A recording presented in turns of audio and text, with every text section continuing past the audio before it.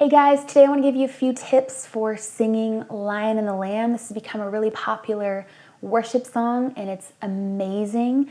So for guys, we're going to use the key of A, which is one full tone down from the original. I think the high notes are a little bit more manageable in this key for guys. And for girls, we're going to use the key of D. I'm going to sort of jump around between the two keys as I'm giving examples, but the point is for you to take these principles away and apply them as you're trying things out, as you're working on a song, as you're rehearsing in whatever key you're doing it in. One of the most important things you need in this song is energy. It drives me crazy when I hear people singing this with no energy. He's coming on the clouds, kings and kingdoms will bow down. It's boring. It's not exciting. If somebody's telling you an exciting story, they're not going to tell you in this monotone, quiet voice. We're talking about the King of Kings coming in all his glory, and every chain will break as broken hearts declare his praise. Open up the gates, make way before the King of Kings.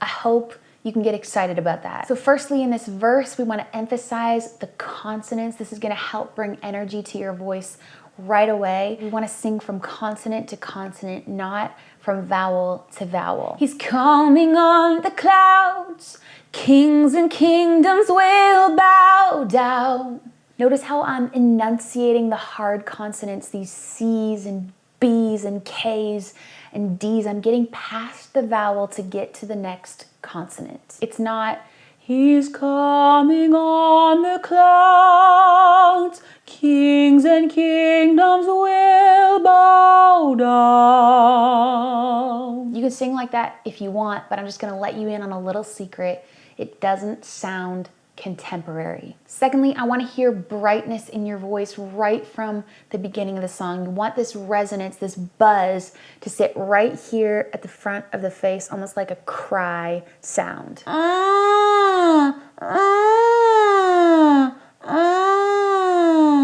For guys, it's going to sit right here.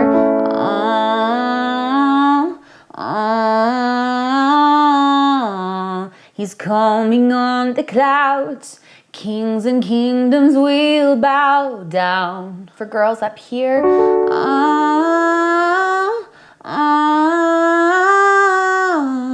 he's coming on the clouds, kings and kingdoms will bow down. It's so interesting how God has created our voices because we can hit the same pitches, the same notes, with very different sounds, very different tones, depending on where we place that resonance, where we place that buzz in our face. So I can sing it sort of darker and richer, more of a chest voice tone. He's coming on the clouds, kings and kingdoms will bow down. Or I can use the more trumpet-like bright tone of the pharyngeal voice. He's coming on the clouds, kings and kingdoms will bow down. This brighter sound of the pharyngeal actually elicits a different response from the human ear that's listening. We hear that almost like it's bright colors, yellows and oranges. And there's times in a song when we want to paint with darker colors, the purples and blues, but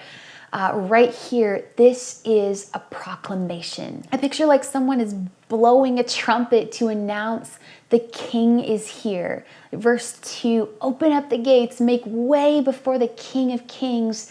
The God who comes to save is here to set the captives free. The God who comes to save is here to set the captives free. So think about a trumpet as you're singing these verses. Find this resonant space that has this brightness from the nasal cavity, not too nasally, just enough. Try it on a wow, wow, wow, wow, wow, wow, wow, wow, wow, wow, wow, wow, wow, wow, wow, wow. Open up the gates, make a way before the King of Kings. Guys, you're going to be down here in the key of A. Wow, wow, wow, wow, wow. Wow, wow, wow, wow, wow, wow. Open up the gates, make a way before the King of Kings. That'll sound better for you. It's low for me. Let's talk about the chorus. We're going to keep aiming for this bright sound in our voice, same as the verse. I'm gonna especially focus on these higher notes in the chorus because these are the ones I find people really tend to push up and strain for. I wanna break this down and give you some real practical tips on how to form these words so that you can hit them more easily and just get a really beautiful bang-on tone. The first word in the chorus is a really important one because it sets the pathway for all the other words to follow. And if you are reaching and straining, "Our God is the lion," then you're just gonna keep reaching and straining for the whole chorus. Our is not an easy word to start with in this song. There's no hard consonant to help give your vocal cords grip on that note. It's an open vowel and it's a diphthong. Now, what is a diphthong, you ask? I'm gonna read this definition so I get it right. Diphthong is a sound formed by the combination of two vowels in a single syllable where the sound begins as one vowel and moves toward another. The word is not R, A-R-E.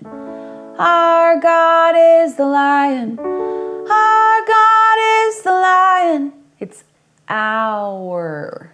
If I break it down, it's our. Our God is the lion. Our God is the lion. Our God is the lion. Notice the diphthong, it's actually two vowel sounds, so the mouth changes position as the vowel sound shifts, but we put it together quickly as if it's one syllable. Our God. So what I want you to do is drop your jaw at the beginning of this word on the ah, get into the brightness of this pharyngeal resonator. Guys, we're in the key of A, okay, where the air is resonating in the nasal cavity. Ah, and then at the last second, we're gonna close the mouth into the oo and the r. Our God is the lion. Our. What also helps is thinking about the sound you make when you stub your toe or get your finger caught in something. This ow, ow. Notice how that's a diphthong, the vowel changes. Ow, ow, ow. Our God is the lion. And naturally we add that cry sound to the ow when we hurt ourselves because that's just instinct. Ow, ow. So just add an R to that and you're set. Ow, ow, our God is the lion. Now some similar principles for these other words. God, you gotta drop your jaw and say God is. God is. God is. Our God is the lion. God is the lion. I see so many people close up on this word. God is the lion. God. And it gets all pinched and tense. Or a lot of singers don't grab hold of this G. They sing, our God is the lion. A G consonant is going to give your voice grip, but only if you use it. If I have winter tires but I don't put them on my car, then I'm not going to have grip out on the icy roads. And if I don't use this G consonant, I'm not going to have grip in my voice. God is the lion. Our God is the lion. God. Lion. I want you to think lion. Drop your jaw, hold that la, and then just quickly close the yun at the last second and use that Y to give momentum to the end of the word. Lion. Our God is the lion. Lion. Our God is the lion. Roaring. Don't let this word get all pinched up. He's roaring. That's not singing, that's just yelling. Think roarin, okay? That all needs to sit right here, okay? Just try that, say all,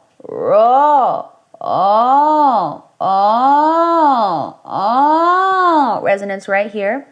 Then find that same resonance in the word. He's roaring with power. He's roaring with power. I go for this word, I form it in this way, and all of a sudden it's not stopped up anymore. It's not hitting a ceiling in my voice because I'm hitting it in the right resonant space, and I can go higher in that resonance if I want. roaring. He's roaring with power. Roaring, roaring with power. Roaring, roaring, roaring, roaring. Fighting. Here's another diphthong, the word fight. Fight. Fighting. Fighting. So remember, drop the jaw. And when we have a diphthong like this, we hold that first vowel, fa, and then at the last second, we close that E. Fa, fighting our battles. Key of A, fighting our fighting our battles. Every knee will bow before him. If you find yourself reaching up to this word every knee, okay, put a little bit of edge on it, this vocal fry. Every knee will bow before him. It'll help give your voice some grip when you don't have a consonant to give it grip. Similar stuff in the second half of the chorus because we have some similar phrases. Our God is the Lamb. Okay, when we have the word the, we're just going to sort of brush past it, minimize it, which is going to help make your tone more conversational, like you really are telling a story. Our God is the Lamb that was slain. Notice how I'm finding this pharyngeal tone. Lamb that was slain. People really get stopped up on this, his blood breaks the chains line. So a couple vocal exercises to help with this. First, replace the melody with an ugly nay, nay, nay. Nay, nay, nay, nay, nay, nay, nay, nay, nay, nay. Notice how nay rhymes with bray.